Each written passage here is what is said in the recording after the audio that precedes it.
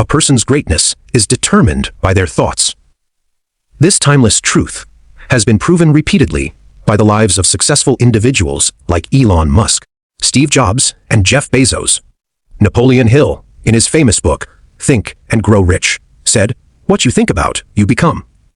But if that's true, why do so many people struggle to succeed? Do they not think about their future? Do they fail to see their own potential? Today's story will uncover the answers to these questions and teach you a powerful lesson. Along the way, we'll also learn some new words to enhance our English skills. So, stay with us till the end. I promise this video worth your time. Once, in a busy railway station, there lived a beggar. Every day, he survived by asking passengers for alms as they waited for their trains. One day, as he was begging, he noticed a well-dressed businessman stepping onto the platform. Seeing his expensive suit and confident posture, the beggar thought, "This man must be really rich. If I ask him for money, he'll surely give me a generous amount." With this hope, the beggar approached the businessman and stretched out his hand. But instead of giving him money, the businessman looked at him and asked, "Do you always just take from others? Have you ever given anything to anyone?" The beggar was startled.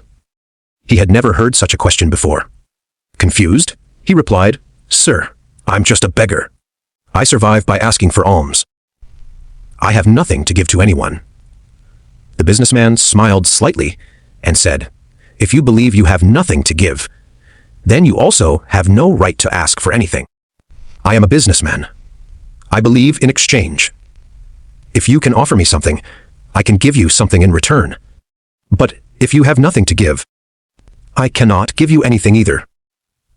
Saying this, the businessman boarded his train and left. The beggar stood there, stunned. He kept replaying the businessman's words in his mind. "I have been begging for so long, but no one has ever said this to me before." He wasn't rude, but he spoke the truth. If I can't offer anything in return, then why should people give me anything? For the first time, the beggar realized that maybe this was why people never gave him much money, because he offered them nothing in return. That night, he lay awake, deep in thought. But what can I give? I am just a beggar. I have nothing. Yet the businessman's words kept echoing in his mind. If you want to receive, you must first give. 2 days passed. The beggar didn't ask anyone for money. He was too busy thinking. On the 3rd day, while sitting at the station, he noticed a patch of wildflowers blooming near the tracks. Their vibrant colors caught his eye, and suddenly an idea struck him. What if, instead of just taking, I offer something in return? What if I give people a flower every time they give me alms? Determined, he walked over, gently plucked a handful of flowers, and went back to his usual spot. When someone handed him a coin, he smiled and offered them a flower in return. Surprisingly, people accepted the flowers with joy. Some even smiled and thanked him. As the days passed, something incredible happened. More people started giving him money. But he noticed a pattern. As long as he had flowers, people gave generously. When he ran out of flowers, the donations decreased. So it's true. People like to receive something in return, he thought. One day, as he was handing out flowers in exchange for alms, he spotted the businessman again, sitting in the train. Excited, he rushed over and said, "Sir, today I have something to give you. If you give me money, I will give you flowers in return." The businessman smiled, handed him some cash, and took a few flowers. "You have truly understood the value of exchange," he said. "Today, you are no longer just a beggar. You have become a businessman." The train arrived at the next station, and the businessman stepped off. The beggar stood there, watching him go. His words sparked a new thought in his mind. Am I really a businessman now? For a long time, he pondered over it. Then, suddenly, he realized something. I now know the secret of success. I am not just a beggar. I am a trader. People aren't giving me money out of pity. They are paying for the flowers I give them. This means I have a business. Excited?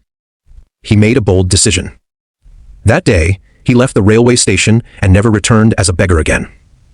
6 months later, at the same railway station, two well-dressed men met. They exchanged a handshake, but one of them had a curious look. "Do I know you?" one man asked. The other smiled and replied, "Yes. We've met twice before, right here, on this very train." The first man frowned, trying to remember. Then, his eyes widened in surprise. "Wait, you're the beggar. The one I refused to give money to. And then later I bought flowers from you." The former beggar laughed. "Yes, that was me, but today I am no longer a beggar. I run a successful flower business, and I am traveling to expand it further." The businessman was astonished. "That's incredible!" "What changed?" The flower seller smiled.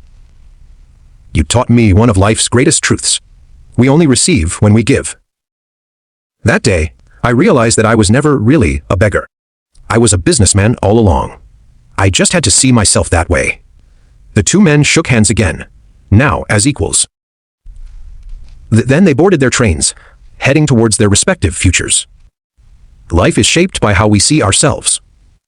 If you believe you are small, you will remain small. But if you recognize your inner potential, you can achieve greatness. So, don't limit yourself. See yourself as strong, capable, and successful. Because when your thoughts change, your future changes too. If you liked this story, give it a thumbs up, comment below on what you learned, and share it to inspire others. See you in the next story.